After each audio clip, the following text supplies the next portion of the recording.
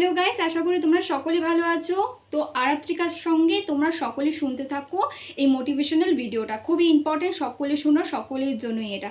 তো একজন আমাকে জিজ্ঞেস করেছে সে নতুন রিলেশনশিপে কি করে যাবে। রিলেশনশিপে যাওয়াটা খুবই বিপজ্জনক প্রথম প্রথম, কারণ এটাতে তুমি তো কোনোদিন অভিজ্ঞতা পাওনি যে কি হয় না হয়। তো এটাতে কিন্তু একটু রিস্ক আছে। তো প্রথমত তোমাকে বুঝে নিয়ে যেতে হবে, এছাড়া কোনো ব্যাপার না, খুব হেলদিভাবে তুমি এগোতে পারো রিলেশনশিপ।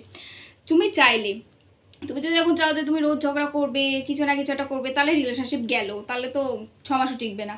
সো সেই ভেবেই কিন্তু তোমাকে রিলেশনশিপে এগোতে হবে। তো রিলেশনশিপে তুমি যদি মন নিয়ে এগোতে চাও তাহলে এগো, আর নয়তো দরকার নেই, কেরিয়ারে ফোকাস করো। তো ফার্স্ট রিলেশনশিপে এগোতে গেলে তোমাকে কী করতে হবে, তুমি কলেজে পড়লে, তুমি যদি ছেলে হও তাহলে যদি কলেজে পড়ো তুমি, অবশ্যই তোমার কাউকে ভালো লাগবে, তো তাকে কি বলে দাও।